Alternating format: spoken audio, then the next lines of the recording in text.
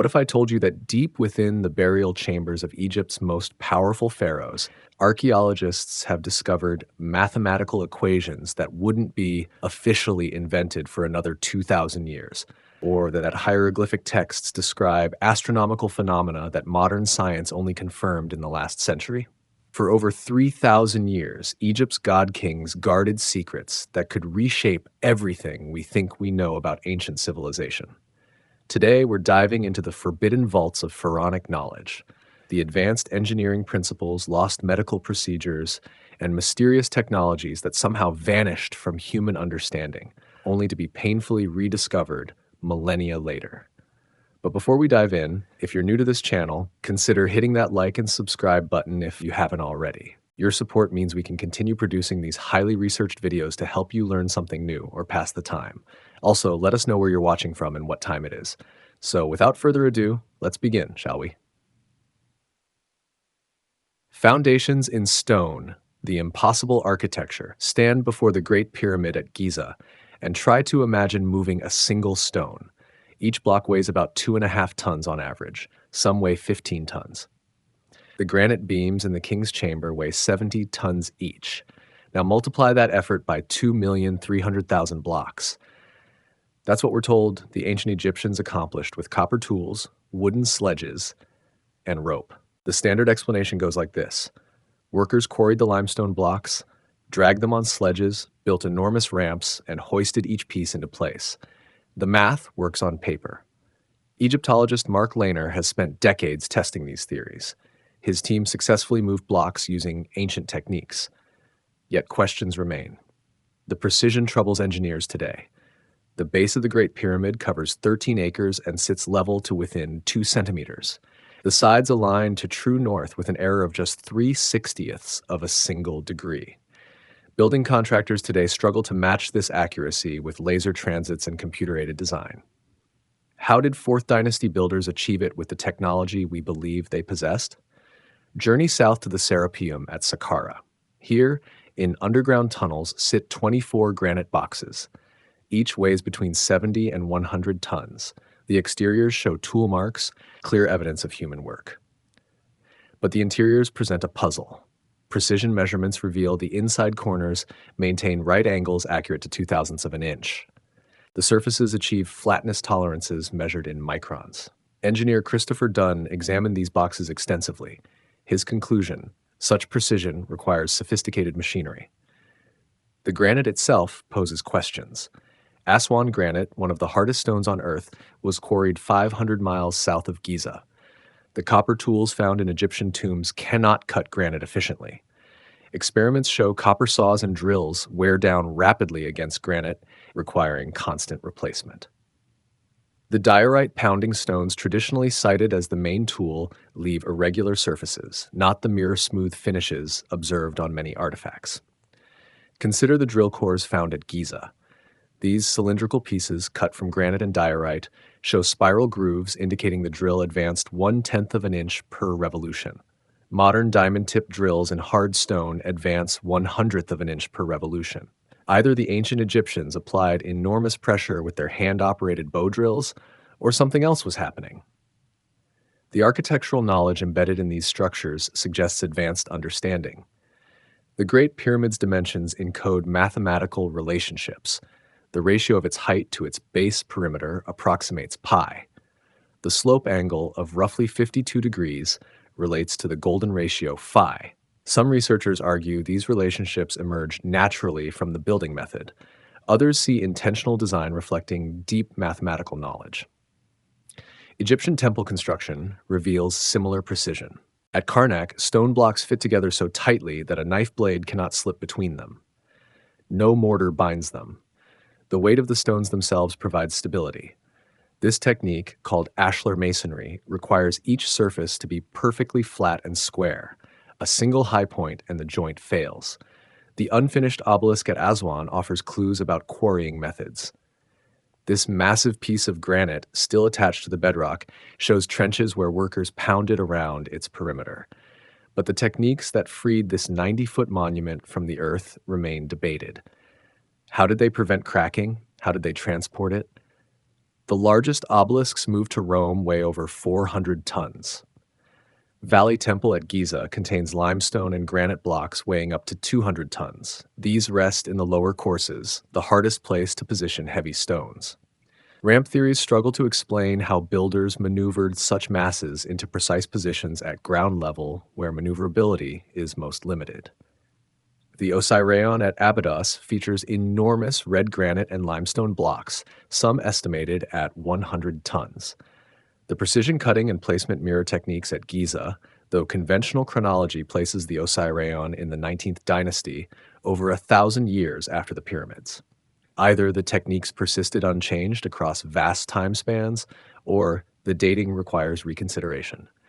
Modern attempts to replicate these achievements using proposed ancient methods yield mixed results. Teams can move large stones short distances, they can raise moderate weights using simple machines, but no one has constructed anything approaching the scale and precision of the pyramid complex using only the tools available in the 3rd millennium BCE. This doesn't mean it's impossible. It means our understanding remains incomplete. The ancient Egyptians left few written records of construction techniques. No pyramid building manual survives. The methods they used died with the craftsmen who perfected them over generations. What knowledge did they possess that we've forgotten? The precision suggests sophisticated measurement systems. The scale implies advanced project management. The astronomical alignments indicate careful observation of the heavens. The mathematics embedded in the structures reveals abstract thinking of high order. These monuments weren't built by primitive people stumbling toward civilization. They emerged from a culture at its apex, commanded by rulers who marshaled resources and knowledge we struggle to fully comprehend 45 centuries later.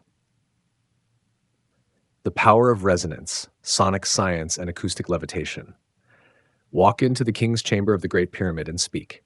Your voice bounces off the granite walls with unusual clarity.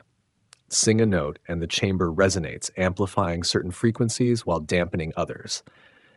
The space acts like a resonance chamber, and this property has sparked one of the most controversial theories about ancient Egyptian construction: acoustic manipulation of stone. The idea sounds like fantasy, yet acoustic properties of the pyramid have been measured and documented. Engineer Tom Danley conducted acoustic tests in the King's Chamber in 1998. He found the room resonates strongly at frequencies around 16 hertz, below the range of human hearing but well within the range of human perception. These infrasonic frequencies can create physical sensations in the body. The granite coffer in the king's chamber, often called a sarcophagus, though no mummy was found there, also displays acoustic properties. When struck, it rings like a bell. Measurements show it resonates at 440 hertz, the musical note A. The dimensions of the coffer relate to musical intervals. Some researchers propose it functioned as a resonance chamber rather than a burial container. Could sound have played a role in construction? The theory suggests that specific frequencies might affect the molecular structure of stone, making it temporarily more malleable or reducing its effective weight. This speculation draws from several sources. Ancient legends speak of stones moved by sound. The Egyptian priest Manetho wrote of blocks lifted by words of power. The Bible describes walls of Jericho falling to trumpet blasts. Tibetan manuscripts mention monks levitating stones using drums and trumpets. Medieval accounts from various cultures reference similar phenomena. These stories, dismissed as myth for centuries, have gained renewed interest as modern physics explores resonance and acoustic levitation.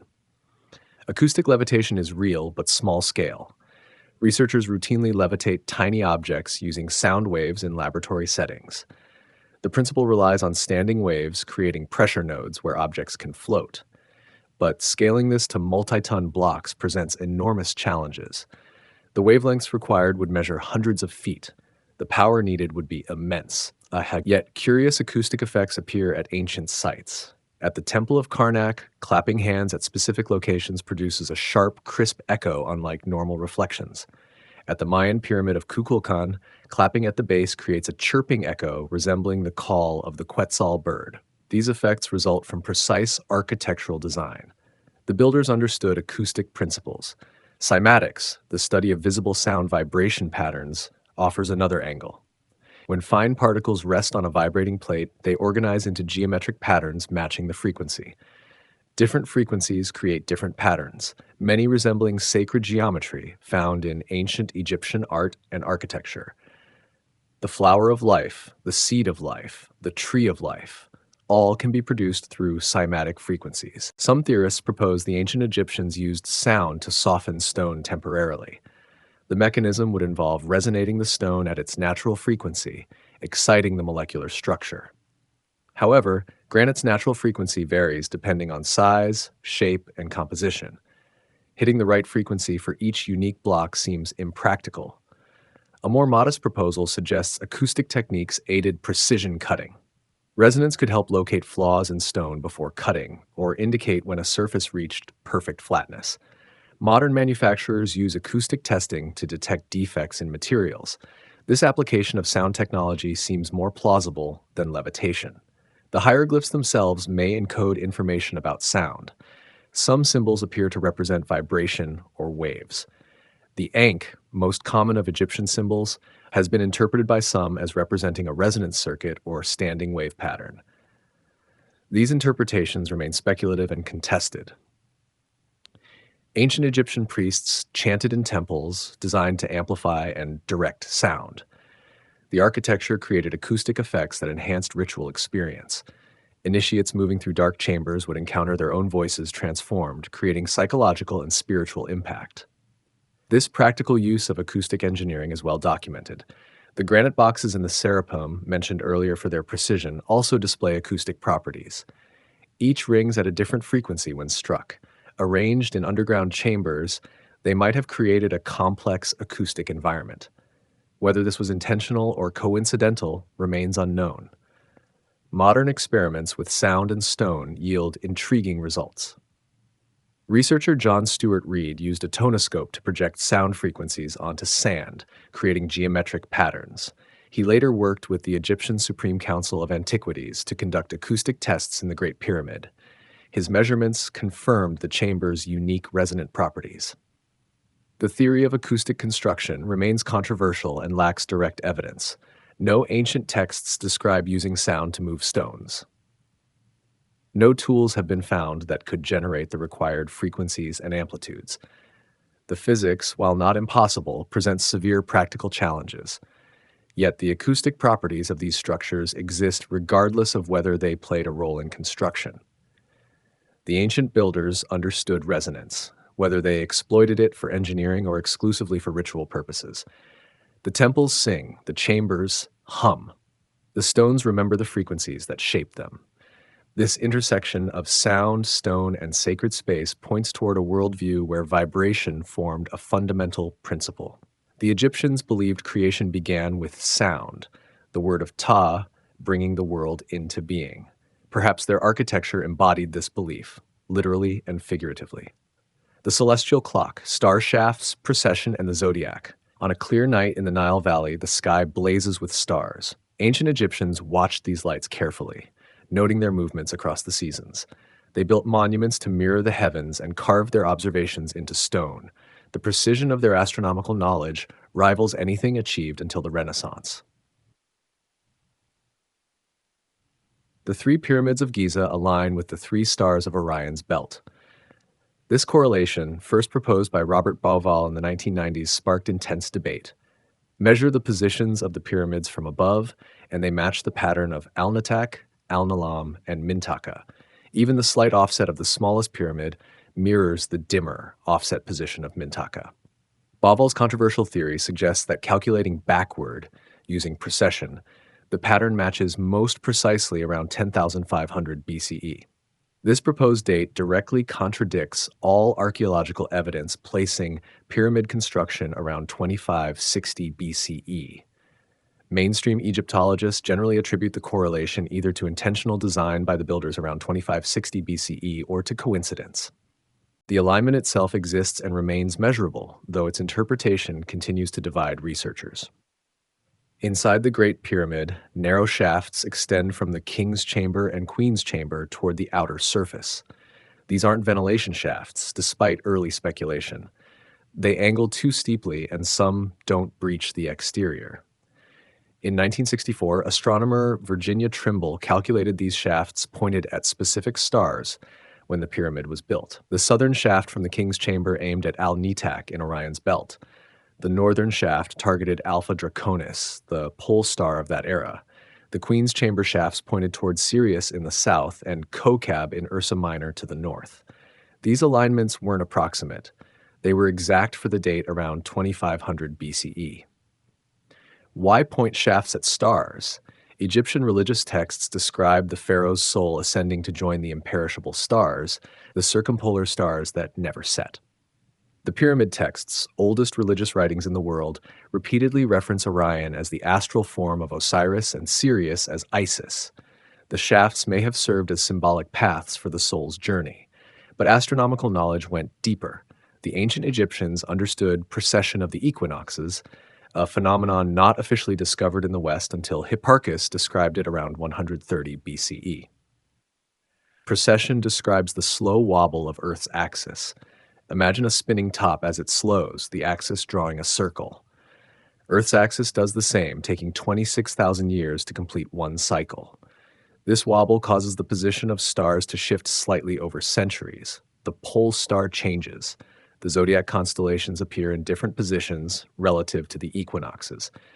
Evidence for Egyptian knowledge of precession appears in the Dendera zodiac, a detailed astronomical chart carved on the ceiling of the Temple of Hathor at Dendera.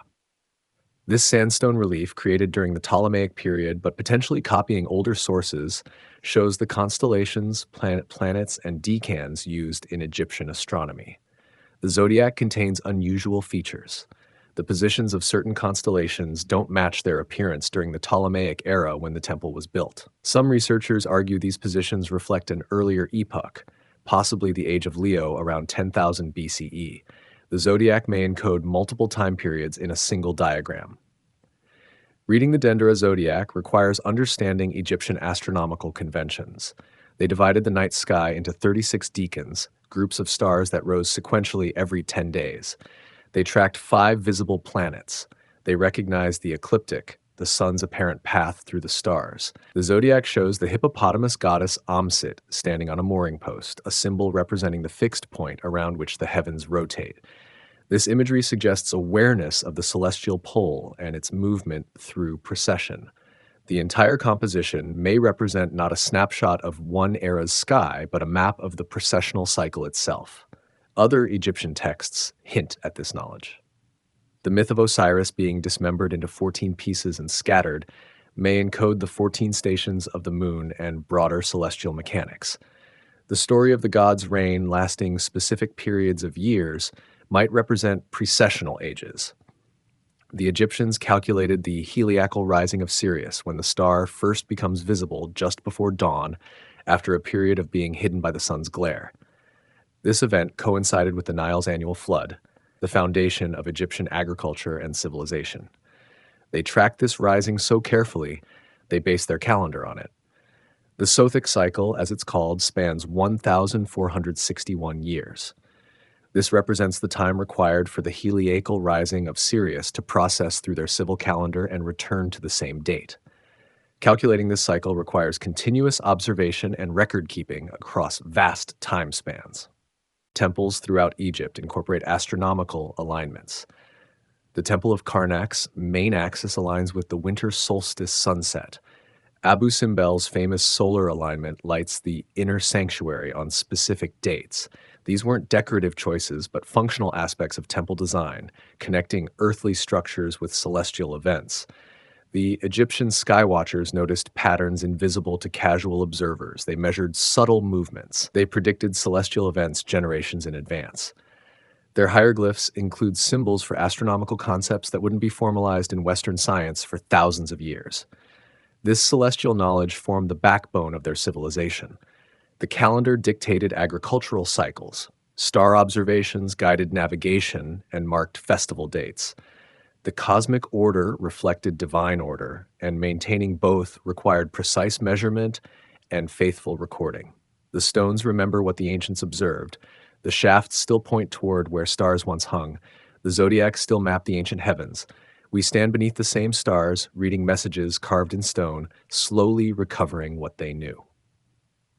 Masters of time, solar, lunar, and the Sothic calendar. Time moves differently along the Nile. The river rises and falls with the seasons, flooding the fields, retreating to leave rich black soil. Everything depends on this cycle. The ancient Egyptians studied it carefully, transforming observation into sophisticated calendars that track days, months, and cosmic cycles spanning over 1,000 years. They created three distinct calendar systems, each serving different purposes. The civil calendar, used for administration and daily life, contained 365 days organized into 12 months of 30 days each, plus 5 extra days called epigomenal days. This calendar aligned loosely with the solar year, but ignored the extra quarter day, causing it to drift slowly against the seasons. The lunar calendar tracked actual moon phases, essential for religious festivals. Each month began with the new moon. Since lunar months averaged 29.5 days, the calendar alternated between 29 and 30-day months. This system stayed synchronized with the moon, but fell out of step with the solar year, requiring periodic adjustments. The third system, the astronomical calendar based on Sirius, demonstrated the Egyptians' most refined timekeeping. They observed that Sirius disappeared from view for 70 days each year, hidden by the sun's glare. Its reappearance in the dawn sky, called the heliacal rising, occurred just before the annual Nile flood. This event marked the Egyptian New Year. The true solar year measures 365.25 days. The civil calendar's 365 days meant the calendar slowly rotated against the actual seasons, but the astronomical calendar, based on Sirius, remained fixed to the solar year. The Egyptians knew both systems and used them concurrently for different purposes. The Sothic cycle represents their most sophisticated astronomical calculation, since the civil calendar ran 1 day short every 4 years. Compared to the true solar year, it took 1,461 years for the calendar to rotate completely and return to its starting position relative to the heliacal rising of Sirius. This vast cycle required generations of continuous observation and record-keeping. Ancient records document specific Sothic risings, providing modern scholars with precise chronological anchors. The Ebers Papyrus mentions a Sothic rising in the 9th year of Amenhotep I. The Kahan Papyrus records another during the Middle Kingdom. These references allow historians to calculate absolute dates for Egyptian history with reasonable accuracy.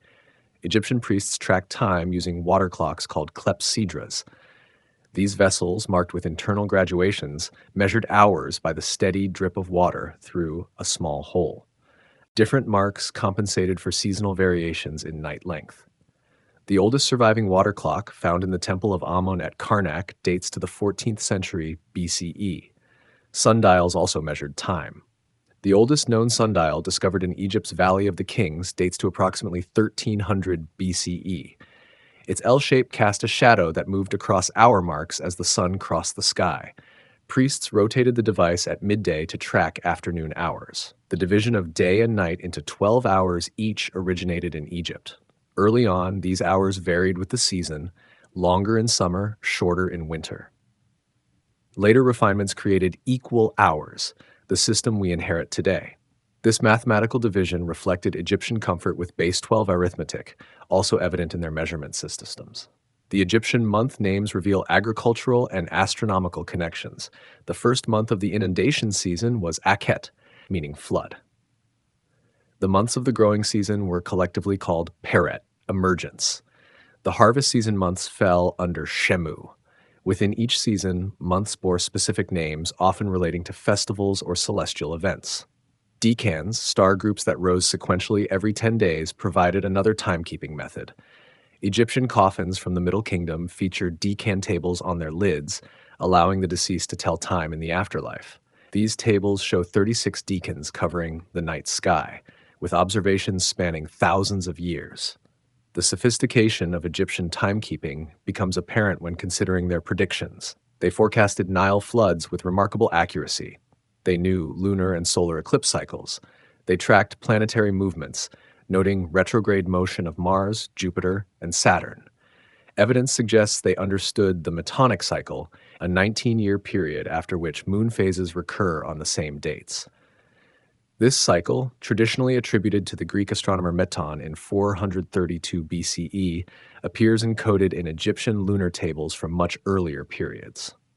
The calendar served more than practical purposes. It organized religious life. Festivals occurred on specific dates determined by both civil and lunar calendars. The opening of the mouth ceremony for the deceased required precise timing. Temple rituals followed astronomical events, connecting human actions with cosmic patterns. Agricultural records show sophisticated planning. Administrators calculated irrigation schedules, planting dates, harvest forecasts, and grain storage requirements. Tax collection followed the agricultural calendar. The entire economy operated according to the cycles their astronomers measured and priests maintained. The accuracy of their timekeeping enabled long-term planning impossible without reliable calendars. Building projects spanning decades required scheduling labor, materials, and resources. Trade expeditions to Punt or mining operations in Sinai depended on seasonal conditions predicted through calendar calculations. Greek scholars who studied in Egypt, including Herodotus and Plato, praised Egyptian astronomical knowledge.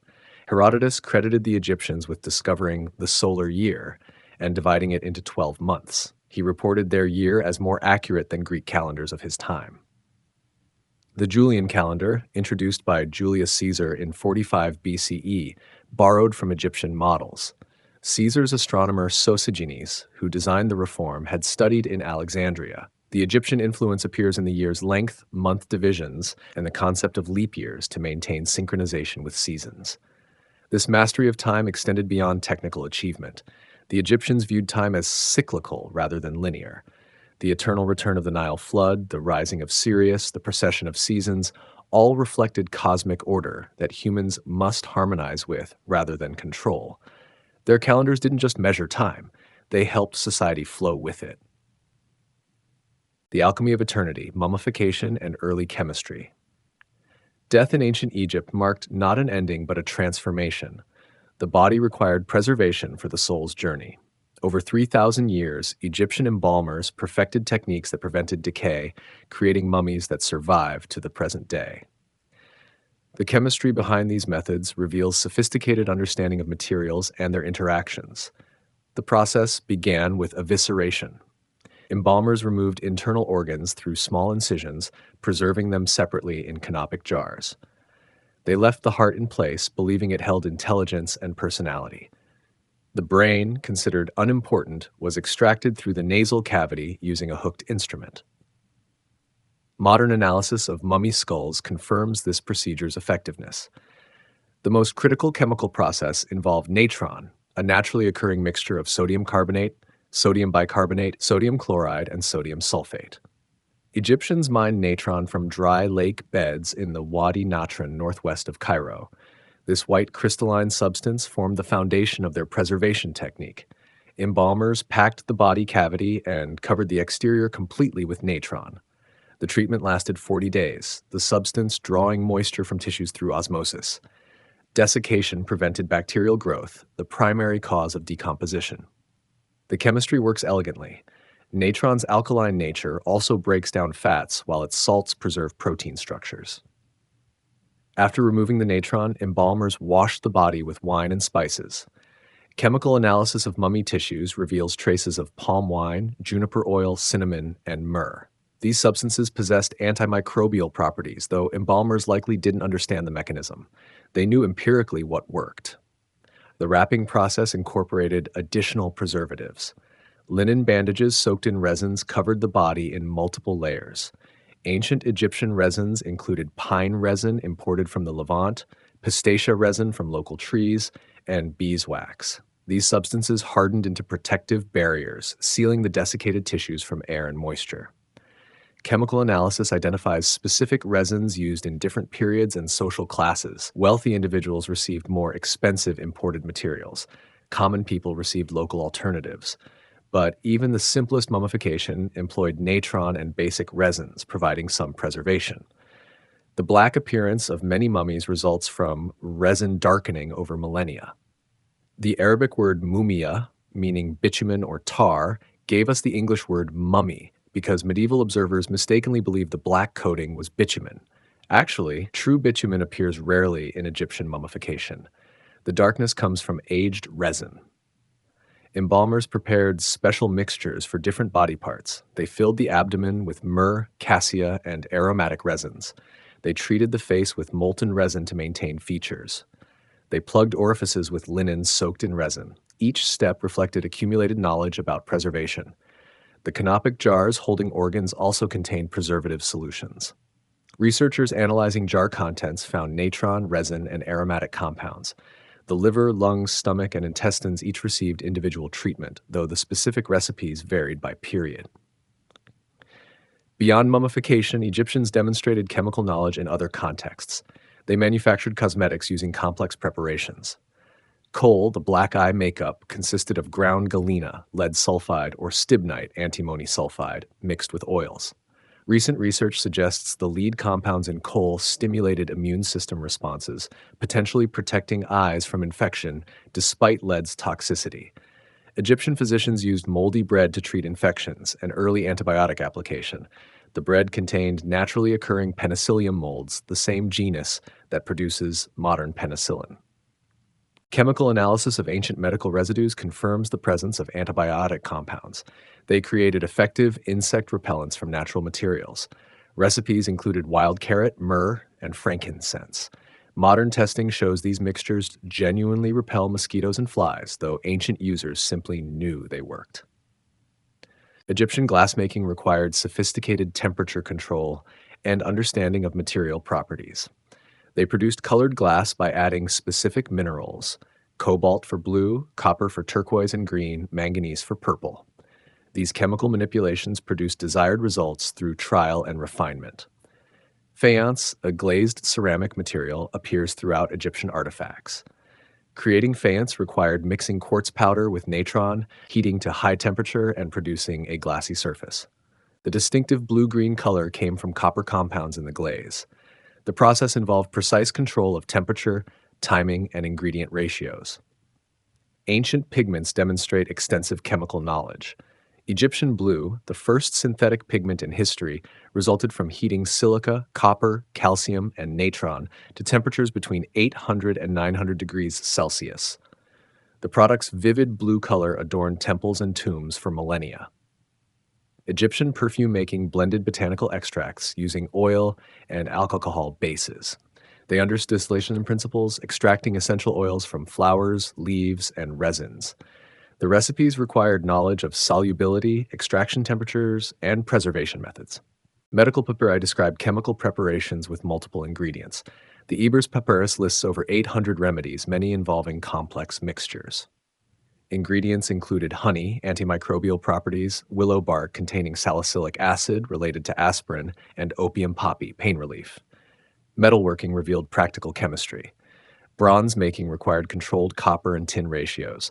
Gold refining used salt to remove silver impurities. Electrum, a gold-silver alloy, was intentionally created by mixing metals in specific proportions. The chemical sophistication extended to daily life. They made soap from oils and alkaline plant ashes. They brewed beer through controlled fermentation using dates and grain.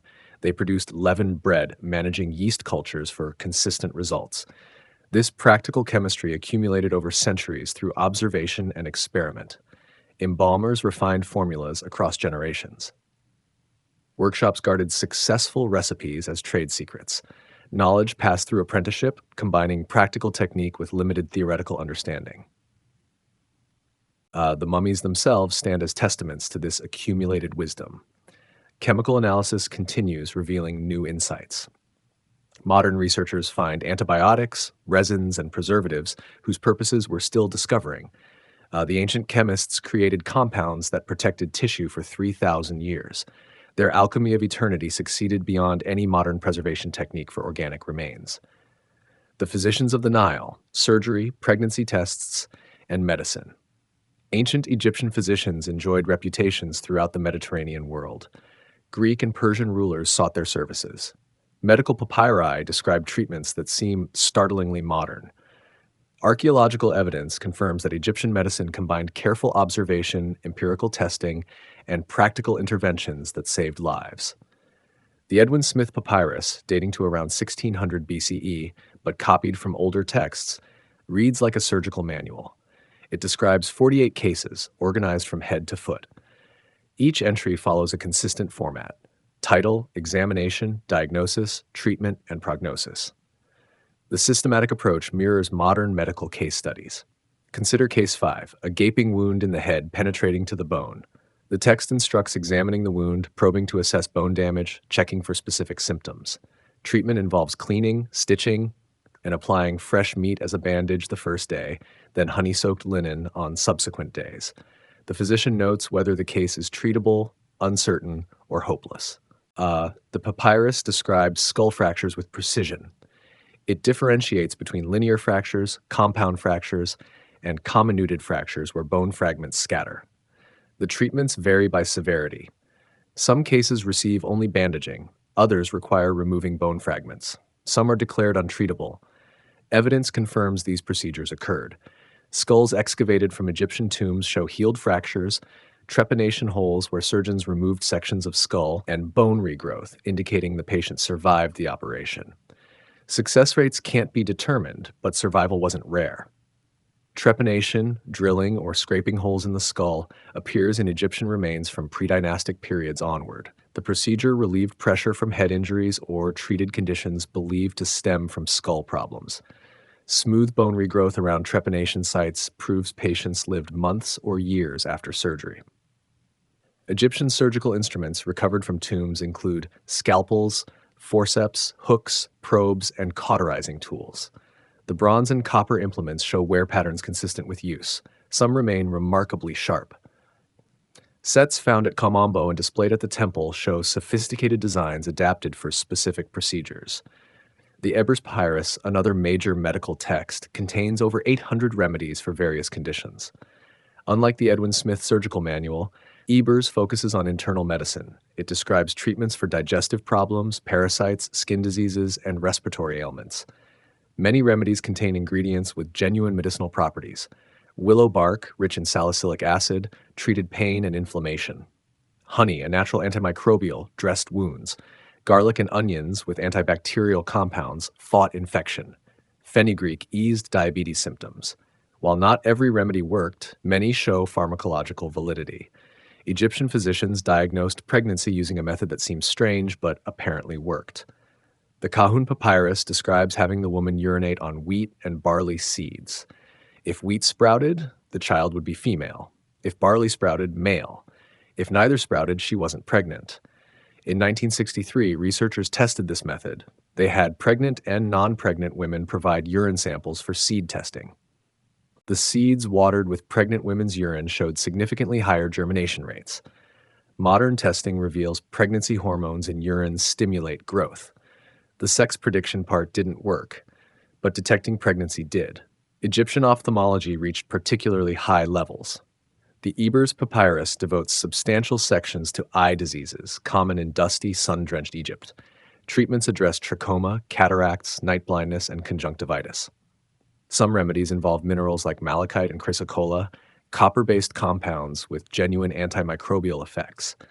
The physicians recognized different medical specialties. Herodotus observed that Egyptian doctors specialized with separate practitioners for eyes, teeth, internal organs, and unclear conditions. Royal courts employed multiple physicians, each covering their specialty. Dental evidence shows sophisticated interventions.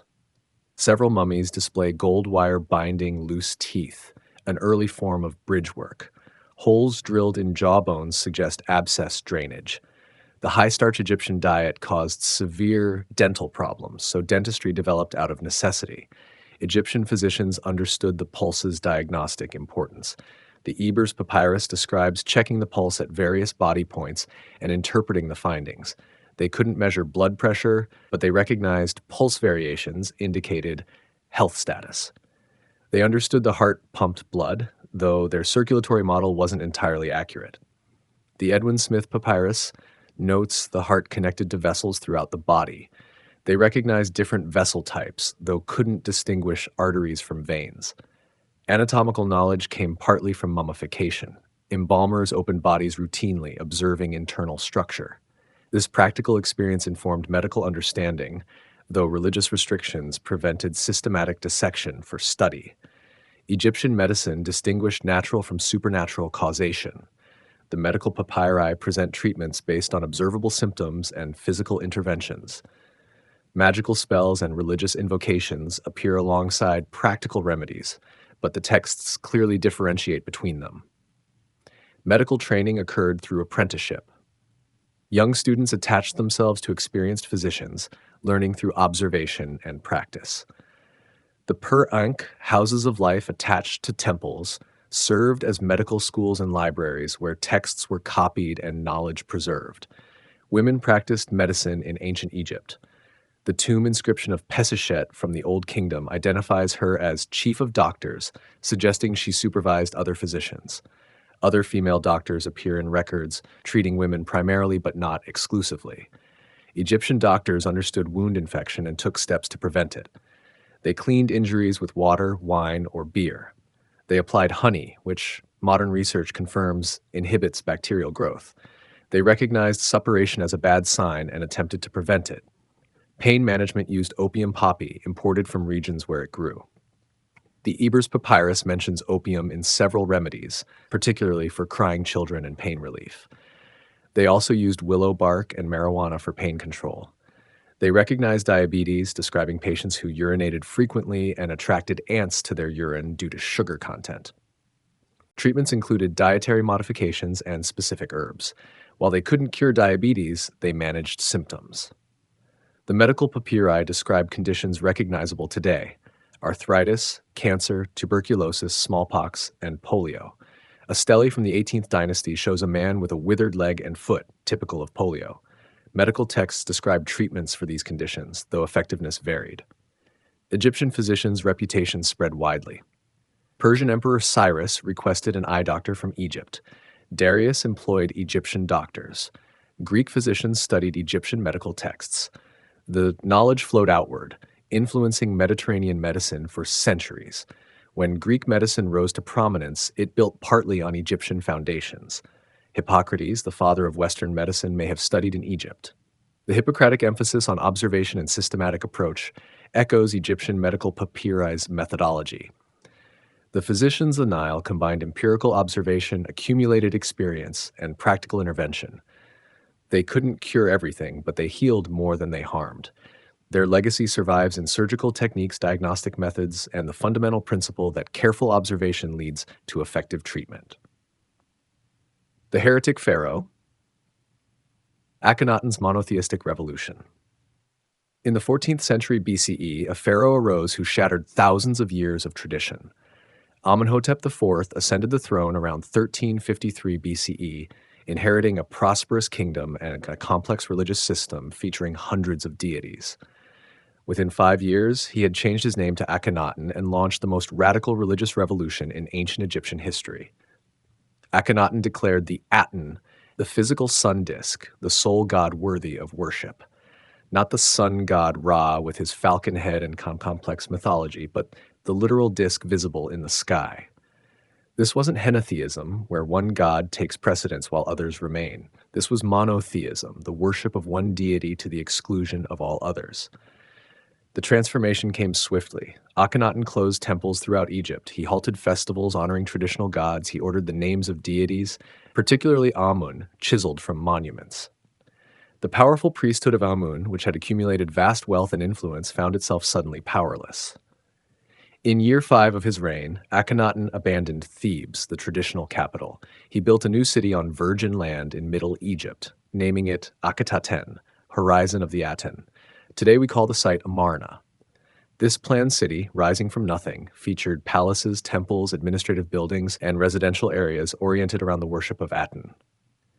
The great temple of Aten at Amarna broke with all architectural tradition. Instead of dark inner sanctuaries where only priests ventured, the temple opened to the sky. Sunlight flooded the space. Hundreds of offering tables stood exposed to the sun's rays. The design emphasized direct, unmediated relationship between worshiper and deity. Akhenaten's theology focused on light and life-giving solar power. The Aten provided warmth, light, and sustenance to all creation. The famous Great Hymn to the Aten, possibly composed by Akhenaten himself, praises the sun's universal benevolence. The text shares striking similarities with Psalm 104 in the Hebrew Bible, leading scholars to explore possible connections. The hymn describes the Aten creating all lands and peoples, providing for their different needs. It speaks of the sun's daily journey, bringing life at dawn and letting the world rest at dusk. The theology presents a surprisingly universal deity, not just the god of Egypt, but the creator and sustainer of all existence. Art transformed under Akhenaten. The rigid, idealized forms of traditional Egyptian art gave way to naturalistic, sometimes exaggerated depictions. Akhenaten appears with an elongated skull, protruding belly, feminine hips, and spindly limbs. His wife Nefertiti and their daughters share these unusual features. Scholars debate whether the art represents actual physical characteristics, symbolic meaning, or simply a new aesthetic. The famous bust of Nefertiti, discovered at Amarna, shows this new style's sophisticated beauty: the graceful neck, the elegant facial features, the confident gaze, all rendered with lifelike precision. Yet the piece also maintains the elongated proportions characteristic of Amarna art.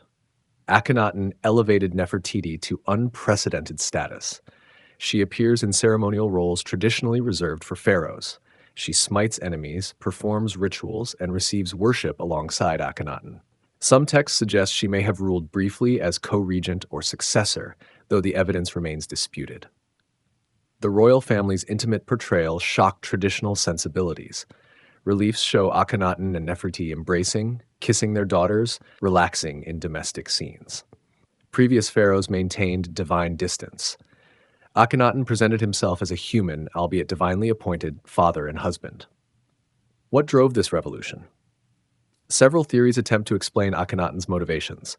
Political considerations may have played a role. The Amun priesthood had grown immensely powerful, potentially threatening royal authority. Suppressing traditional religion centralized power in the pharaoh's hands. Some scholars propose theological evolution. Perhaps Akhenaten genuinely believed in the Aten's supremacy, the sun's obvious importance to life, its visibility to all peoples, its daily journey.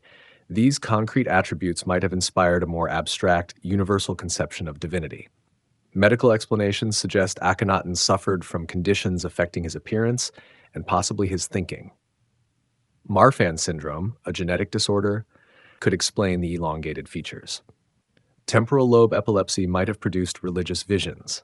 However, these diagnoses remain speculative, based on artistic representations that may not accurately depict his actual appearance. The revolution faced resistance. Common people continued worshipping traditional gods in secret. Excavations at Amarna workers' villages reveal amulets and shrines to deities like Bes and Taweret, protective gods of households and childbirth. The official religion didn't penetrate deeply into everyday life. After Akhenaten's passing around 1336 BCE, the reaction came swiftly. His young successor, Tutankhaten, changed his name to Tutankhamun, restoring the traditional god Amun. The court abandoned Akhetaten, returning to Thebes. Priests restored the old temples and rituals. Later pharaohs worked to erase Akhenaten's memory. Horemheb, who rose through military ranks to seize the throne, began dismantling Amarna's buildings, using the blocks as fill for new construction. Subsequent rulers listed royal succession without mentioning Akhenaten. He became the forgotten pharaoh, the heretic whose name was not spoken. Only in the 19th century, when archaeologists excavated Amarna, did Akhenaten's story re-emerge. The distinctive art, the monotheistic texts, the planned city, all testified to his revolutionary reign. Modern scholars remain divided on interpretation. Some see Akhenaten as a visionary, anticipating later monotheistic religions. Others view him as a dictator who suppressed beloved traditions for personal or political gain. Some argue his revolution wasn't truly monotheistic, since he and Nefertiti served as necessary intermediaries to the Aten. The common people couldn't approach the deity directly. They worshipped through the royal family. The Amarna period's influence on later thought remains debated. Moses' monotheism, emerging in the following centuries, shares conceptual similarities. Sigmund Freud controversially proposed that Moses was actually an Egyptian priest of Aten who fled Egypt after the religious restoration. This theory lacks supporting evidence, but the parallels between Atonism and early Israelite monotheism intrigue scholars. Akhenaten's revolution failed in his lifetime, yet it demonstrated that traditional Egyptian religion wasn't immutable. Thousands of years of accumulated theology could be challenged, even by divine pharaohs. This brief crack in certainty reveals the dynamic nature beneath seemingly eternal traditions. The heretic pharaoh's legacy lives in questions rather than answers. What knowledge drove him to abandon the gods of his ancestors?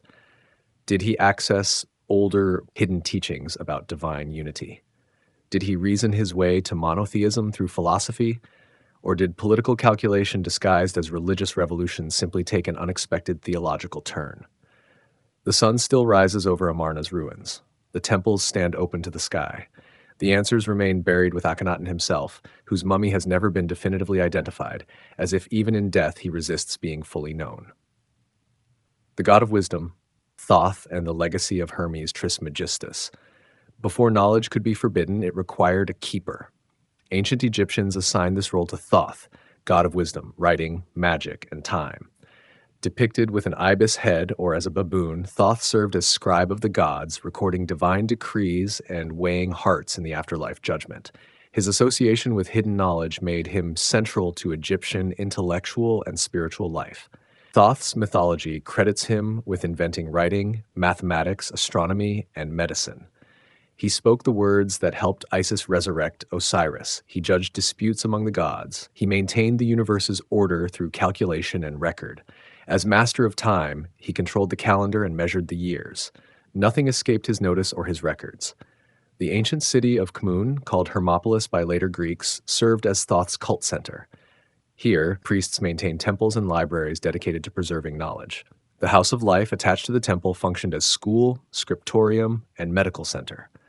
Students copied sacred texts, studied astronomy, and learned the healing arts under Thoth's patronage.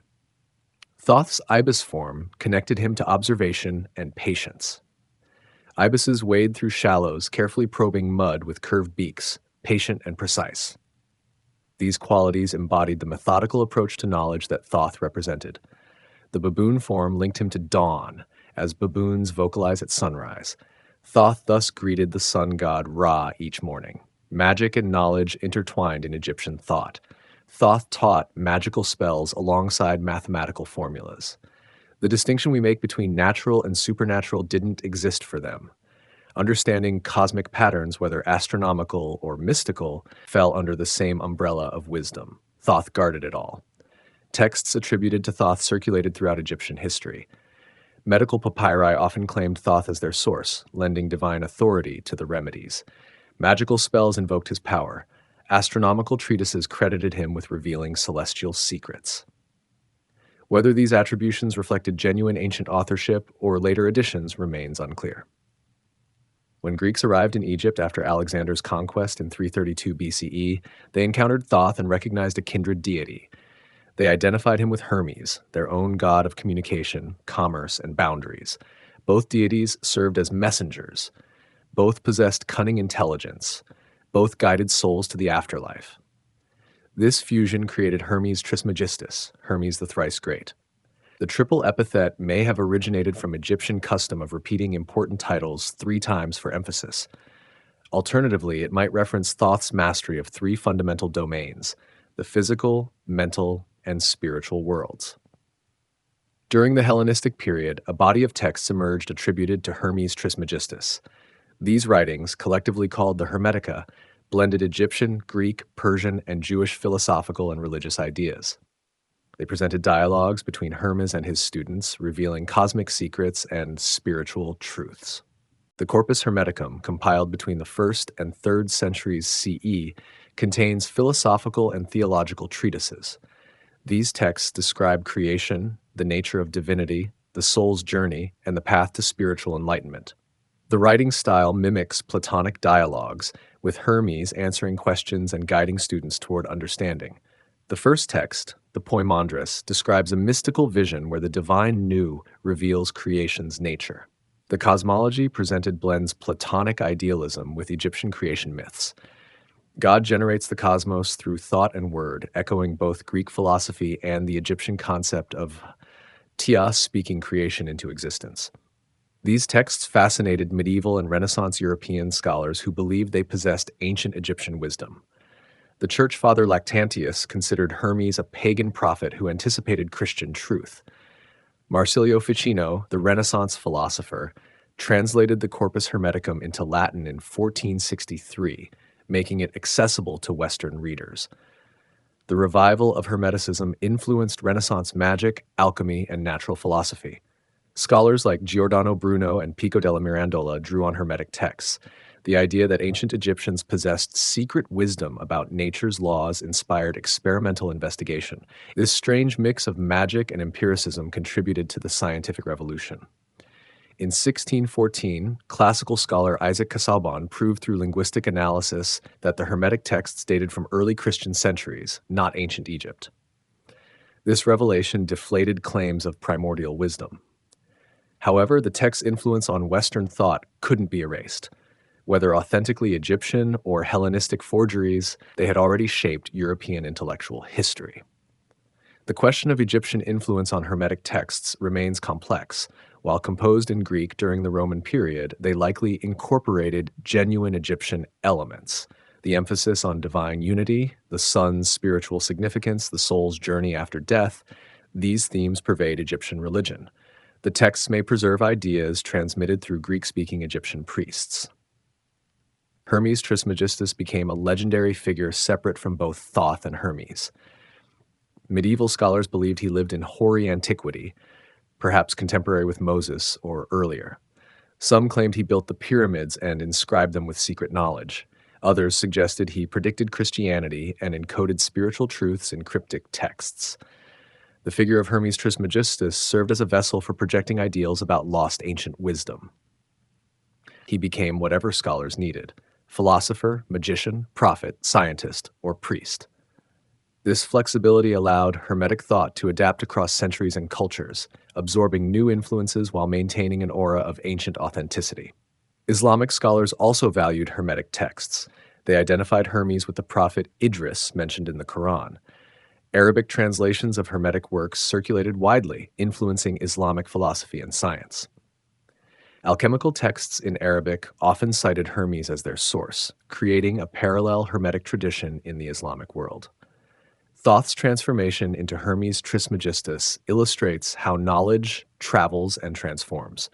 The Egyptian god of wisdom became a Hellenistic sage, then a medieval prophet, then a Renaissance magus. At each stage, the figure accumulated new meanings while claiming to preserve ancient secrets. The historical Thoth, as worshipped along the Nile, represented knowledge as both practical and spiritual. The Hellenistic Hermes Trismegistus emphasized mystical enlightenment and cosmic unity. The medieval Hermes promised alchemical secrets and magical power. The Renaissance Hermes inspired scientific inquiry into nature's laws. Today, Thoth and Hermes Trismegistus exist in different realms. Egyptologists study Thoth as a genuine ancient deity with clear historical context. Esotericists honor Hermes Trismegistus as the legendary source of perennial wisdom. The two figures share a name and association with knowledge, but serve different purposes in different intellectual traditions. Yet the connection isn't entirely arbitrary. Ancient Egyptian priests did possess extensive knowledge. They did guard this wisdom carefully. They did transmit it through initiated students. When Greeks sought this knowledge, they created frameworks to understand and preserve it. Hermes Trismegistus emerged from this genuine encounter between cultures, even if the texts attributed to him came later. The god of wisdom remains, whether called Thoth or Hermes. The questions he embodies persist. What knowledge remains hidden? Who guards it? How is it transmitted? What secrets did the ancients understand that we've forgotten? These questions drove Hermetic speculation then and continue inspiring inquiry now. The Emerald Tablets, alleged texts of alchemical power. Among all texts attributed to Hermes Trismegistus, none captured imagination quite like the Emerald Tablet. This brief, cryptic text, perhaps 100 words, supposedly contained the secrets of alchemy and the fundamental principles governing reality itself. Its most famous phrase, "as above, so below," became the cornerstone of Western esoteric thought. The tablet's legendary origin places it in a cave where Hermes Trismegistus lay entombed, clutched in his dead hands or engraved on an emerald stone above his body. Various accounts describe Sarah, Abraham's wife, discovering it. Others credit Alexander the Great or Apollonius of Tyana. These romantic stories reflect the text's mythical status rather than historical reality. The earliest confirmed reference appears in Arabic sources from the 6th to 8th centuries CE. The Kitab Sir al-Khalika, Book of the Secret of Creation, attributed to Balinas, possibly Apollonius, contains the text. From Arabic, it spread through translation into Latin during the 12th century, entering European consciousness during the medieval period. The text itself reads like a riddle. It declares, "That which is below is like that which is above, and that which is above is like that which is below," to accomplish the miracles of one thing. This statement of correspondence between macrocosm and microcosm became foundational to alchemical and magical thought. The principle, as above, so below, suggests reality operates at multiple levels simultaneously. Events in the celestial realm mirror events on Earth. The human body reflects cosmic structure. Mental states correspond to physical conditions. Understanding these correspondences allows the adept to manipulate one level by working on another. The tablet continues, "And as all things have been and arose from one by the mediation of one, so all things have their birth from this one thing by adaptation." This describes emanation, the process by which multiplicity emerges from unity. The alchemist's goal was reversing this process, returning matter to its primordial unified state before differentiating it into something new. Its father is the sun, its mother the moon. Here the tablet invokes solar and lunar principles, masculine and feminine, active and passive forces that must unite for transformation. Alchemical texts extensively detail the marriage of sun and moon, king and queen, sulfur and mercury, symbolizing the reconciliation of opposites. The wind has carried it in its belly, the earth is its nurse. These lines reference the invisible spirit or pneuma that animates matter. Wind, breath, and spirit share symbolic connections. The earth nurtures and transforms this spirit into material form. The alchemist must extract the spirit from matter, purify it, and recombine them in perfected form. The father of all perfection in the whole world is here. Its force or power is entire if it be converted into earth. These cryptic lines suggest the philosopher's stone, the legendary substance capable of transmuting base metals into gold and granting immortality, contains universal perfection in concentrated form. Converting this power into earth means manifesting spiritual reality in physical form. Separate the earth from the fire, the subtle from the gross, sweetly with great industry. This instruction describes the alchemical process of distillation and refinement. Physical operations mirror spiritual purification. The alchemist simultaneously transforms matter and transforms himself. It ascends from the earth to the heaven, and again it descends to the earth and receives the force of things superior and inferior. This circulation, called the Great Work, requires repeatedly raising volatile substances to vapor and condensing them back to liquid. Each cycle purifies further, approaching perfection. Medieval and Renaissance alchemists interpreted these verses literally and symbolically. Some focused on physical operations, mixing chemicals in laboratory vessels. Others pursued spiritual alchemy, using chemical terminology to describe mystical transformation. Most combined both approaches, believing physical and spiritual work proceeded together.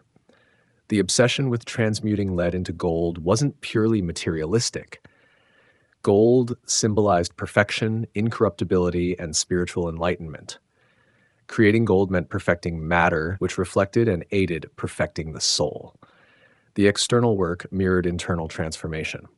Alchemical manuscripts contain elaborate illustrations, kings and queens bathing together, dragons devouring each other, phoenixes rising from flames, hermaphroditic figures. These images encode the Emerald Tablet's principles in visual form. The uninitiated see nonsense. The adept reads instructions. The tablet's influence extended beyond alchemy. Astrology used as above, so below to justify reading earthly eventary positions. Magic employed correspondence theory to link symbols, materials, and spiritual entities. Hermeticism built entire cosmologies on the premise of macrocosm reflecting microcosm. Isaac Newton, the great scientist, studied alchemy extensively. His private papers reveal deep engagement with Hermetic texts, including the Emerald Tablet. He sought to understand the vegetative spirit animating matter. believing that ancient wisdom held keys to nature's secrets. His scientific work didn't contradict his alchemical studies. Both pursued understanding creation's fundamental principles. Modern chemistry emerged partly from alchemy. The laboratory techniques, the careful observation, the systematic experimentation all developed through centuries of alchemical practice.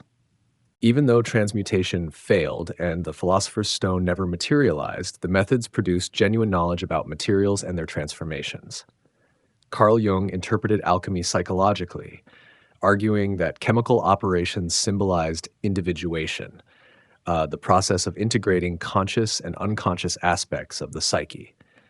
The alchemist's quest for the philosopher's stone represented the search for wholeness and self-realization. The emerald tablet thus encoded psychological truths rather than chemical formulas. The text's actual origin remains obscure. Scholars believe it was composed in Arabic, possibly drawing on earlier Greek or Syriac sources. Whether these earlier sources contained genuine ancient Egyptian elements is disputed. The ideas presented, correspondence, emanation, the unity underlying multiplicity, appear in various ancient philosophical systems.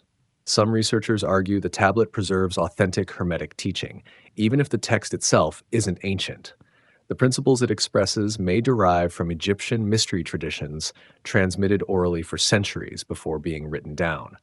The gnosis it contains transcends its textual history. Skeptics counter that the tablet reflects late antique and medieval philosophical synthesis, not Pharaonic wisdom. The ideas it presents, while profound, don't require ancient Egyptian origin. They emerge naturally from sustained philosophical and mystical reflection available in multiple traditions. The Emerald Tablet's power lies not in its historical authenticity, but in its intellectual fertility. It inspired centuries of inquiry, experimentation, and contemplation. It provided a framework for understanding reality's interconnected nature. Whether ancient Egyptian wisdom or medieval compilation, it shaped Western thought profoundly. Today, the tablet circulates in New Age contexts, often disconnected from its alchemical origins. As above, so below appears on jewelry, social media, and self-help books. The phrase retains resonance even when its original technical meaning fades. The idea that reality operates at corresponding levels, that understanding one illuminates others, continues attracting adherents. The search for the Emerald Tablet as a physical object occasionally resurfaces. Some claim it lies hidden in Egyptian ruins. Others suggest it never existed materially, but represents encoded knowledge within Egyptian monuments. These searches miss the point. The tablet's value exists in its ideas, not its material form. The forbidden knowledge the tablet allegedly contains wasn't secret to protect power, but difficult to communicate. The terse, cryptic style reflected the challenge of expressing mystical insight in words. The adept doesn't discover external secrets, but awakens internal understanding. The tablet serves as catalyst for this awakening rather than instruction manual. The Initiate's Journey, Mystery Schools, and Pyramid Rituals. The Great Pyramid stands silent, keeping its secrets. Mainstream Egyptology views it as Pharaoh Khufu's tomb, built around 2560 BCE. Yet oddities persist. No mummy was found. The internal passages seem unnecessarily complex for a burial monument. The granite coffer shows no signs of having held a body. These anomalies inspired alternative theories, including the controversial idea that the pyramid served as an initiation chamber for Egyptian mystery schools. Mystery schools existed throughout the ancient Mediterranean world. The Eleusinian mysteries in Greece, the Mithraic mysteries in Rome, the Orphic mysteries, all promised spiritual transformation through secret rites. Initiates underwent symbolic experiences representing death and rebirth, gaining hidden knowledge unavailable to the uninitiated. Evidence for Egyptian mystery schools remains indirect. No ancient text explicitly describes them, but references in Greek and Roman sources suggest they existed. Herodotus mentions secret rites he witnessed, but couldn't reveal. Plutarch describes Egyptian initiatory practices. Iamblichus and other Neoplatonists claim Egyptian priests transmitted esoteric wisdom through graded initiations. The theory proposes initiates entered the Great Pyramid for ritual transformation. The journey began in the descending passage, a claustrophobic tunnel angling downward into bedrock. This descent symbolized death, leaving the mundane world, entering the underworld. At the bottom, a rough-hewn chamber called the subterranean chamber represented the lowest point of the journey. Some interpretations liken it to the duat, the Egyptian underworld where souls face trials. The chamber's unfinished appearance might have intentionally created an atmosphere of chaos and disorientation. Returning upward, the initiate discovered the ascending passage, a narrow tunnel climbing toward the pyramid's heart. This ascent symbolized spiritual elevation, the soul rising toward enlightenment. The passage's steepness made climbing difficult, representing the spiritual path's challenges. The Grand Gallery, where the passage opens into a high corbelled chamber, would have created a dramatic psychological impact. After crawling through low passages, suddenly standing in a space 28 feet high produces powerful sensory contrast. Some theorists suggest this represented the soul's expansion into higher consciousness. The king's chamber, built entirely from red granite transported from Aswan, served as the initiation's culmination. The bare chamber, containing only the granite coffer, provided no distractions.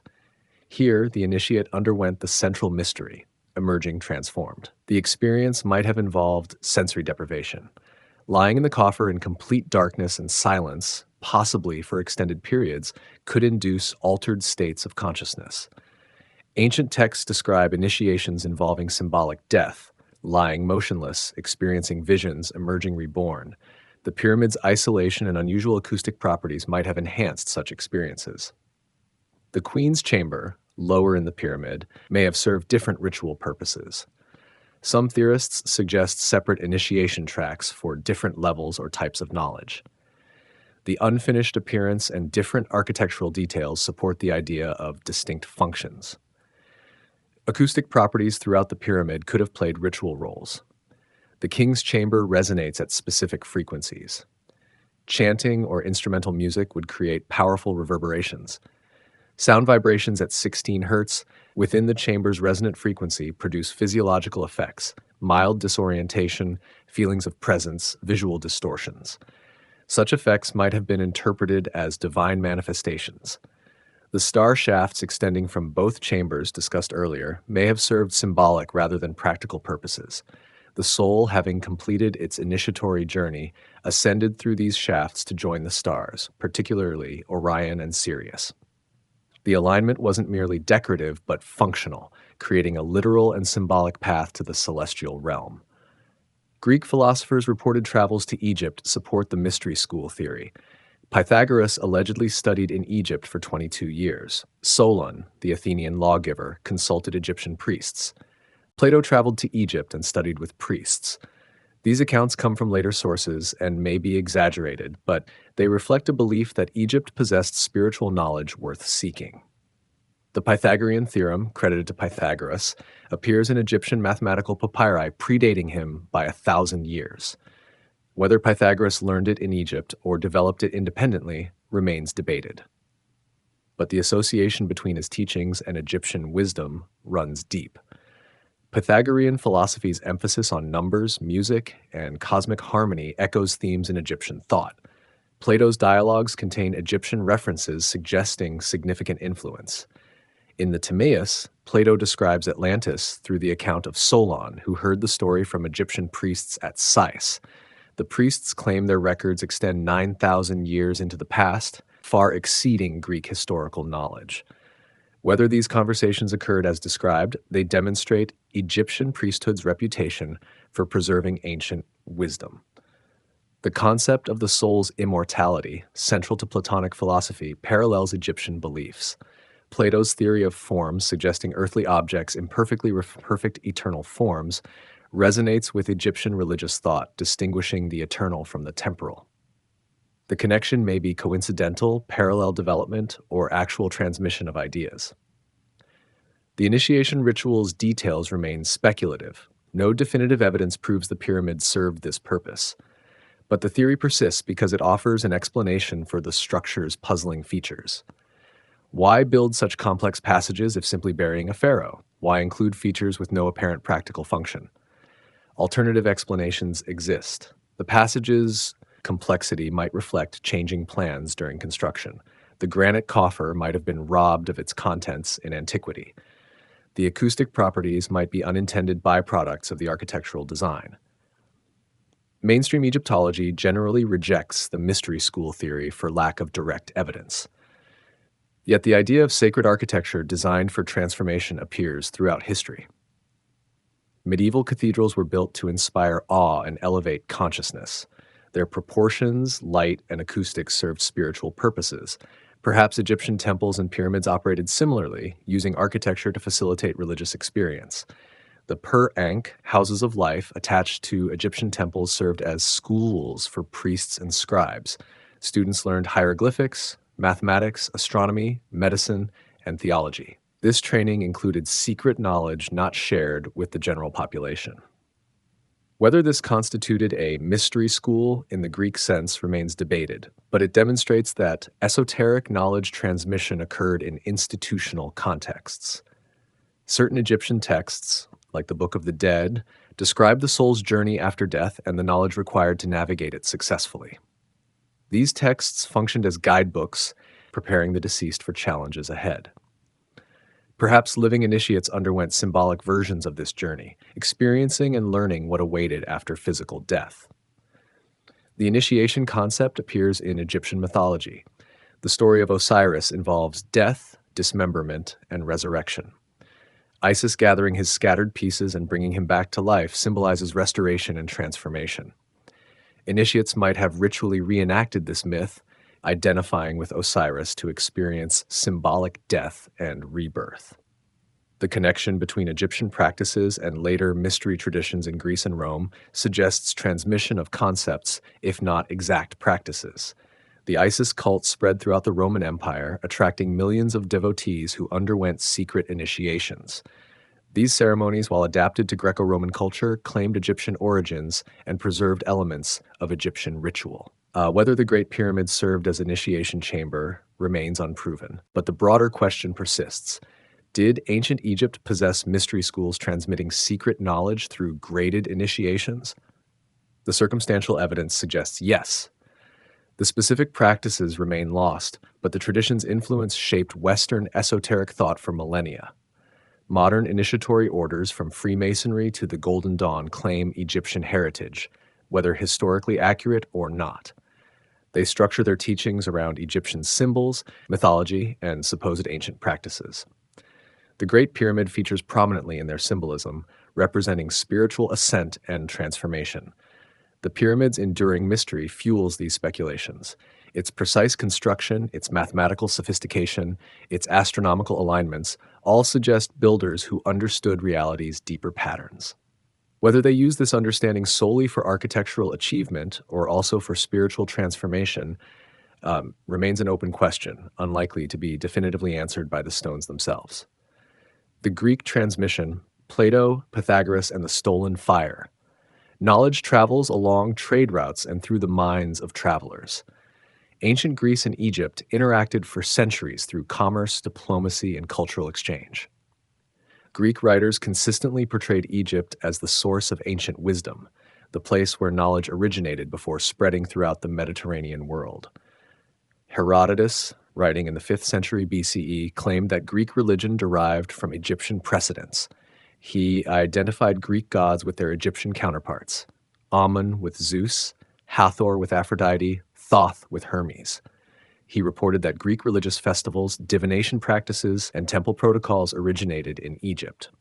Whether his claims reflect historical fact or Greek fascination with Egyptian antiquity remains debated.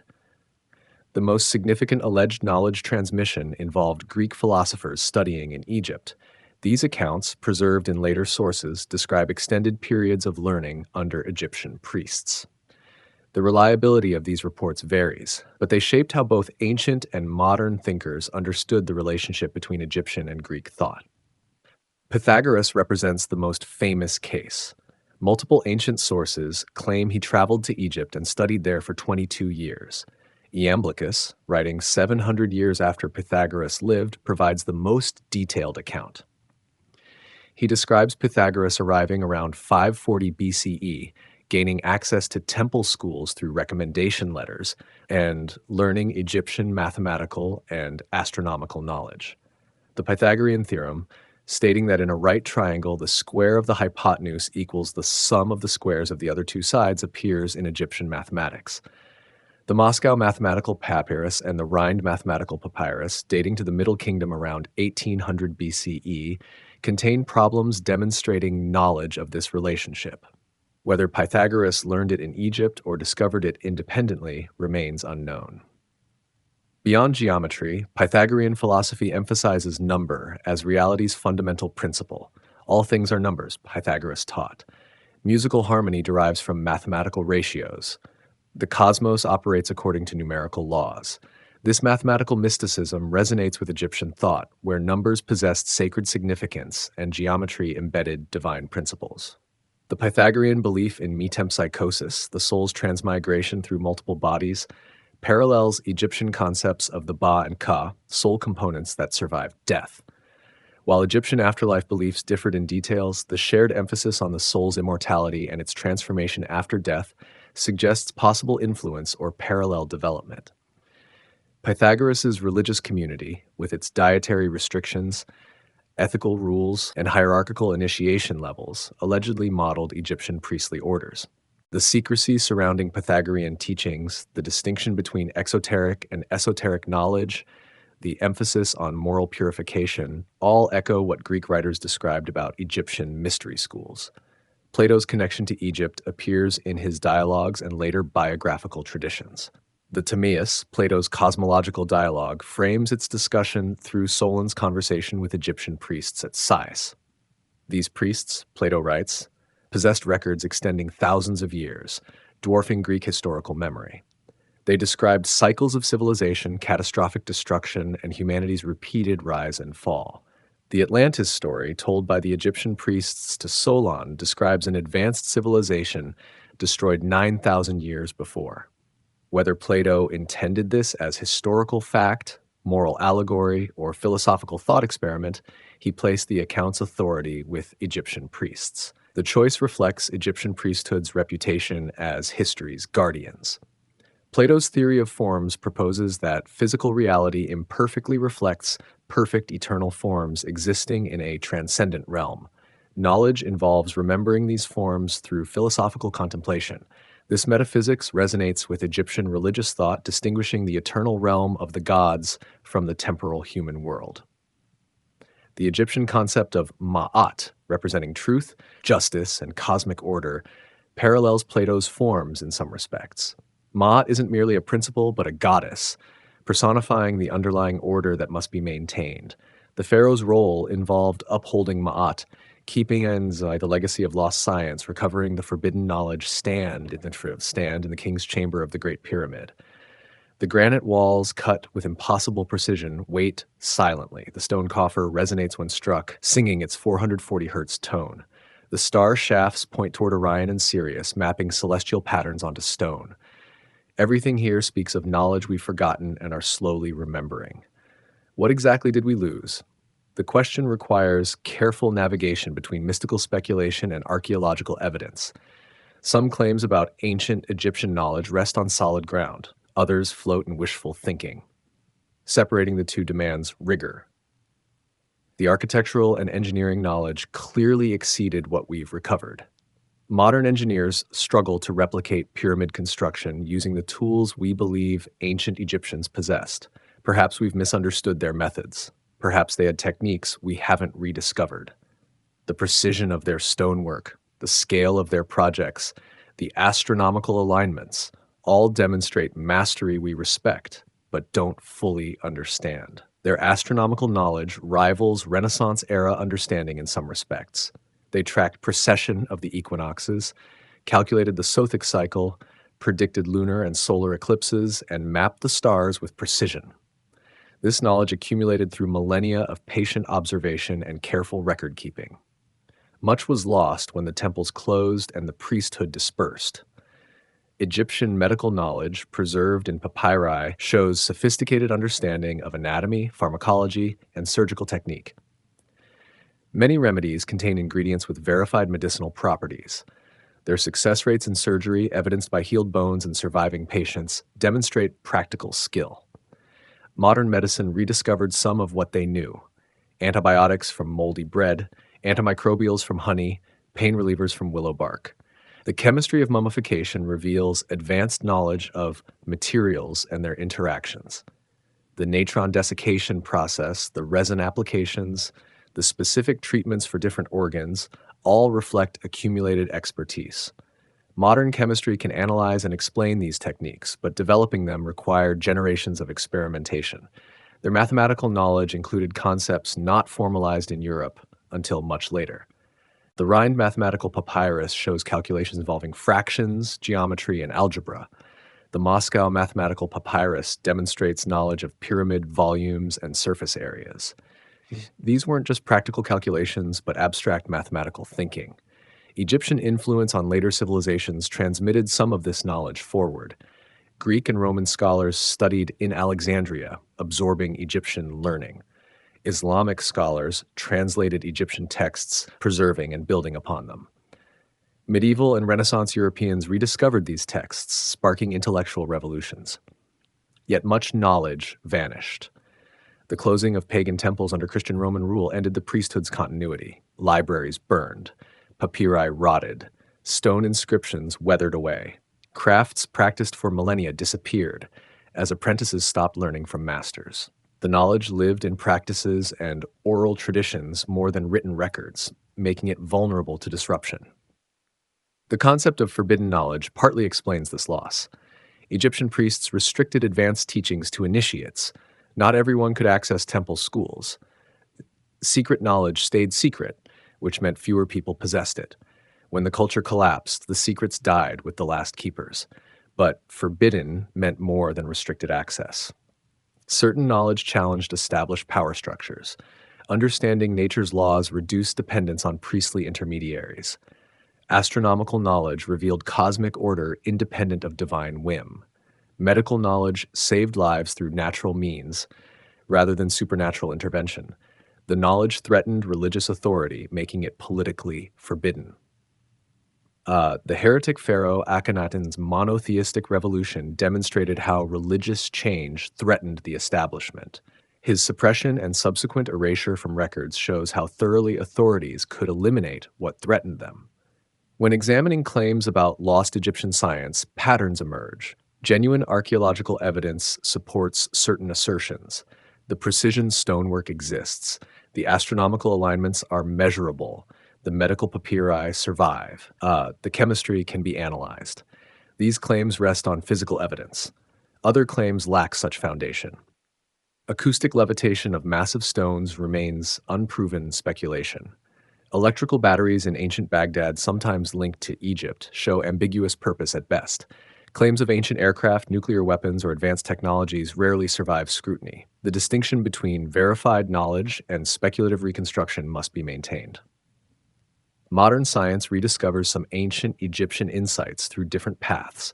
Quantum physics reveals that reality operates at multiple scales simultaneously, echoing as above, so below. Resonance science studies how vibration affects matter, exploring principles encoded in myths about sound moving stones. Holistic medicine recognizes connections between mental states and physical health, reviving ideas about mind-body unity that Egyptian physicians understood.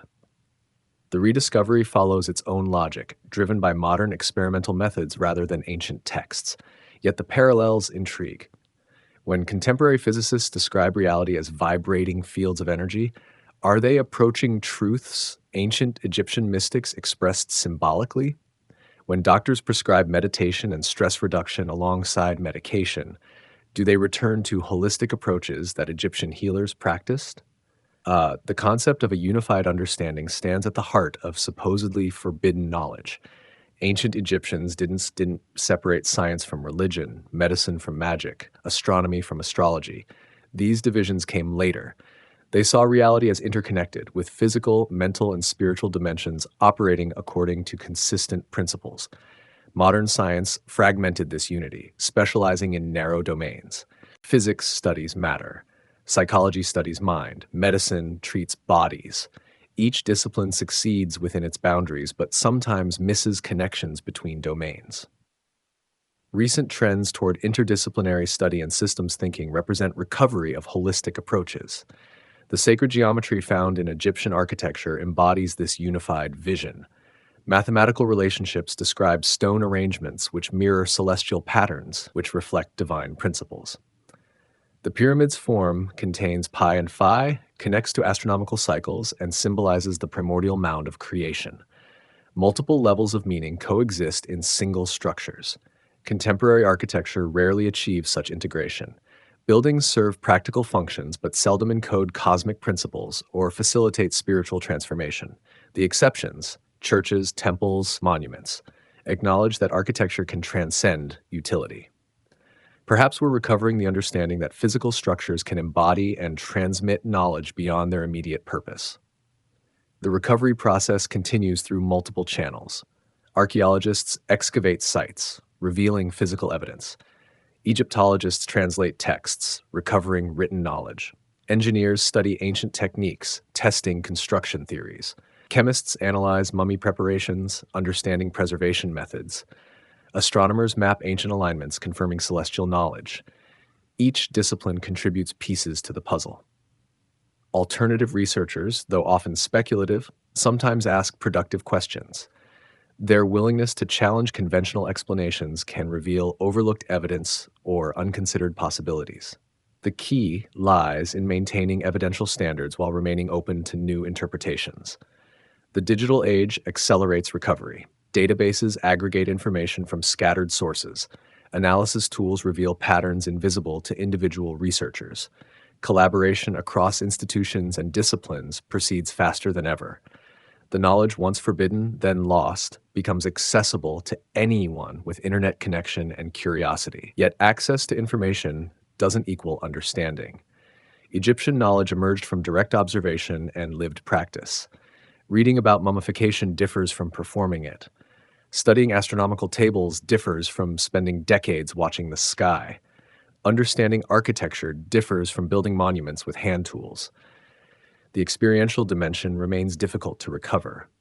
Modern attempts at experiential recovery include experimental archaeology, actually trying ancient techniques rather than just theorizing about them. Teams have moved large stones using proposed ancient methods, testing theories through practice. Results show that traditional explanations sometimes work but often require modification. The hands-on approach reveals knowledge that purely theoretical study misses. The forbidden knowledge wasn't a body of secret teachings hidden from the masses, but rather a way of engaging with reality that integrated observation, practice, theory, and spiritual understanding into coherent whole. Recovering this knowledge means not just learning facts, but adopting approaches. What remains truly lost will likely never know exactly how they moved the largest stones or achieved the most precise cuts. Specific religious experiences from mystery school initiations can't be recovered except through imagination. Personal insights that individual priests gained and transmitted orally to chosen students have vanished beyond retrieval. But the broader principles survive. Careful observation reveals nature's patterns. Patient practice develops skill. Theoretical understanding guides application. Spiritual awareness enriches technical knowledge. Integration produces wisdom that fragmentation misses. These principles transcend specific techniques or lost information. The legacy of Egyptian science lives in multiple forms. It survives in texts and monuments, in techniques transmitted through successive cultures, in rediscoveries by modern science, and in the enduring inspiration their achievements provide. The knowledge they possessed, forbidden to some, lost to time, returns piece by piece. The Great Pyramid still stands, still resonates, still aligns with the stars. The mummies still rest in their preserving resins. The temple walls still speak in hieroglyphic voices. The knowledge waits, patient as stone, for those willing to learn its language and recover what the pharaohs knew. Modern researchers approach this recovery from multiple angles. Satellite imaging reveals buried structures invisible from ground level. Ground-penetrating radar maps what lies beneath the sand. Chemical analysis identifies organic compounds in ancient residues. DNA testing traces population movements and relationships. Each technology adds tools the ancient Egyptians lacked, but provides windows into what they achieved. The recovery extends beyond academic research. Modern architects study pyramid geometry, seeking to understand design principles applicable today. Engineers examine ancient construction methods, finding sustainable techniques superior to some contemporary practices. Medical researchers investigate ancient pharmacology, discovering that traditional remedies sometimes outperform modern alternatives. Contemporary holistic health movements unknowingly echo Egyptian approaches. The emphasis on treating the whole person rather than isolated symptoms, the recognition that mental state affects physical health, the use of natural substances rather than synthetic chemicals, all resonate with documented Egyptian medical practice. The knowledge returns through independent rediscovery. Resonance science, investigating how vibration affects matter and consciousness, explores territory the ancients may have understood differently. While modern researchers use oscilloscopes and frequency generators, they investigate phenomena that Egyptian priests might have manipulated through chanting, instruments, and architectural acoustics. The mechanisms differ, but the underlying principles may align. Quantum physics reveals reality's interconnected nature at fundamental levels. The observer affects the observed. Particles exist in superposition until measured. Entangled particles influence each other across distance. These discoveries challenge materialist assumptions and suggest reality operates more subtly than classical physics admitted. The ancient Egyptian worldview, which saw reality as pervaded by spiritual forces and interconnected across scales, looks less primitive in light of quantum mechanics. Systems thinking in ecology, economics, and social science recognizes that complex systems can't be understood by examining parts in isolation. The whole exhibits properties absent in components. Feedback loops create emergent behavior. These insights mirror the holistic Egyptian approach that saw cosmic order reflected at every scale and treated disturbances in one domain as connected to others. The rekindling interest in sacred geometry explores mathematical patterns appearing throughout nature and ancient architecture. The Fibonacci sequence, golden ratio, and harmonic proportions that Egyptian builders embedded in their structures now inspire contemporary designers seeking beauty grounded in natural principles. The knowledge flows forward, transformed but recognizable. Precession of the equinoxes, which ancient Egyptians tracked, now provides astronomical dating methods. The slow wobble of Earth's axis creates a celestial clock running across millennia. Modern archaeologists use precessional calculations to date ancient monuments through their stellar alignments. The same observations that ancient priests used to mark sacred time now serve scientific chronology. The star shafts in the Great Pyramid, once dismissed as ventilation, now recognized as astronomically aligned, demonstrate how patient investigation recovers lost purposes. What seemed inexplicable becomes meaningful when examined with appropriate knowledge.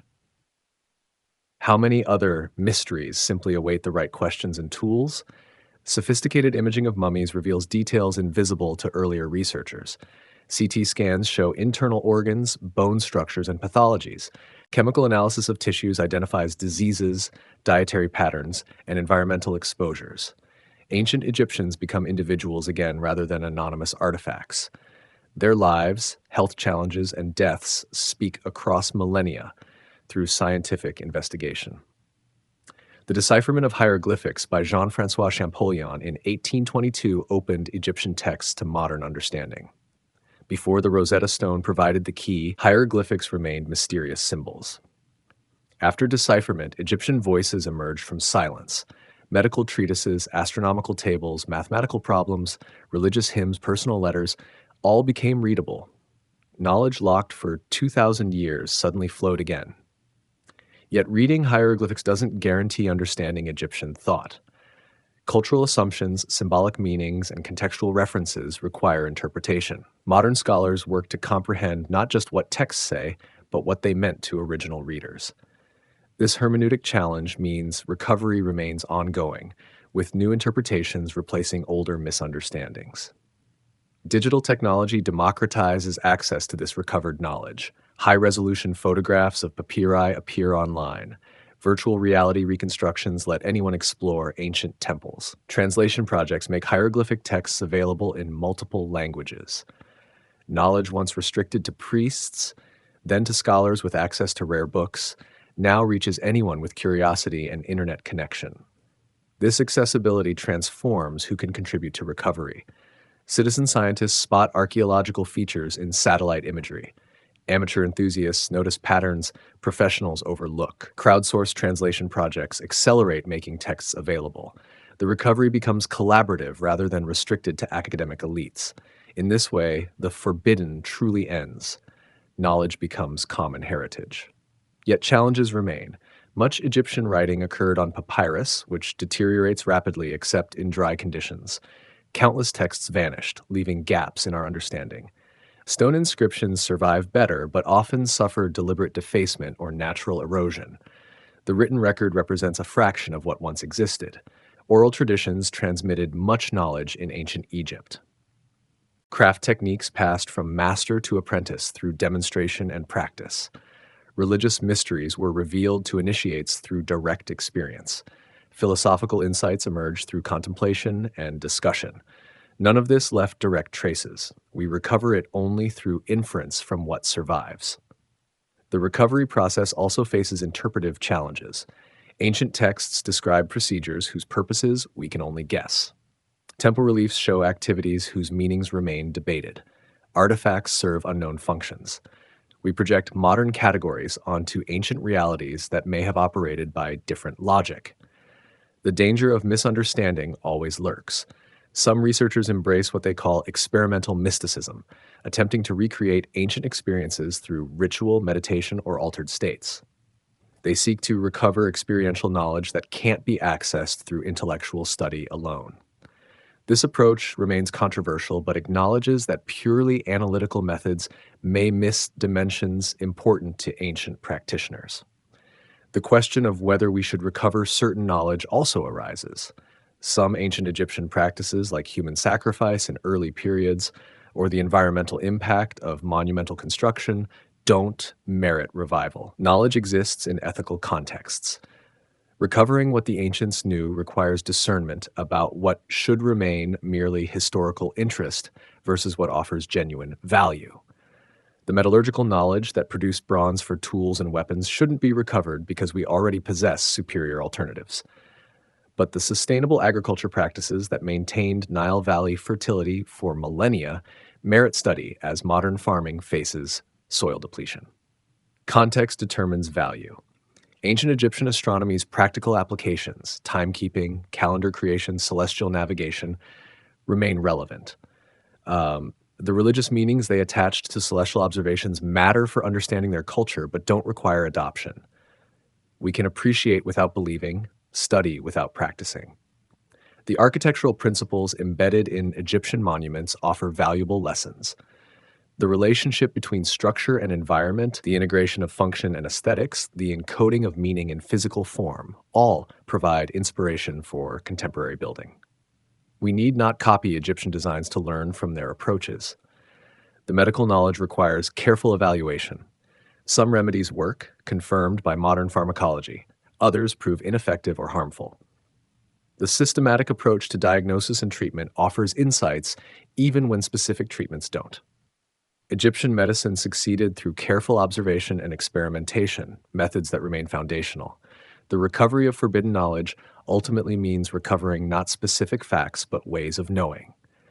The patient observation of natural patterns, the integration of different types of understanding, the recognition that reality operates at multiple scales simultaneously, the embedding of meaning in physical form. The transmission of knowledge through practice and experience. These approaches transcend cultural boundaries and historical periods. We live in an era of knowledge abundance, yet wisdom scarcity. Information flows freely, but integration proves difficult. Specialization produces expertise in narrow domains, but fragmentation across disciplines. The Egyptian approach of unified understanding offers an alternative model, though implementing it requires adapting to contemporary contexts. The legacy of the pharaohs' knowledge lives not in specific techniques or facts, but in the demonstration that human beings can understand reality deeply through sustained observation and systematic thinking. They achieved this without modern instruments or theoretical frameworks. Their success validates human capacity while inspiring us to push further. The stones still speak for those with ears to hear. The stars still trace patterns the ancients mapped. The substances they used still demonstrate the chemical knowledge they possessed. The bodies they preserved still testify to medical skill. The structures they built still embody astronomical understanding. The texts they wrote still convey mathematical sophistication. What was forbidden becomes accessible. What was lost gets recovered. What was forgotten returns to memory. The knowledge flows forward, carried by those willing to listen to ancient voices speaking through stone, text, and artifact. The recovery continues, each generation adding understanding, each discovery illuminating what the pharaohs knew. The journey through this knowledge, from impossible architecture through resonant science, from celestial observation through medical practice, from religious revolution through philosophical transmission, reveals Egyptian civilization's intellectual depth. They weren't primitive people waiting for progress. They were sophisticated thinkers whose insights were still recovering. The title calls their knowledge forbidden, but perhaps restricted better captures the reality.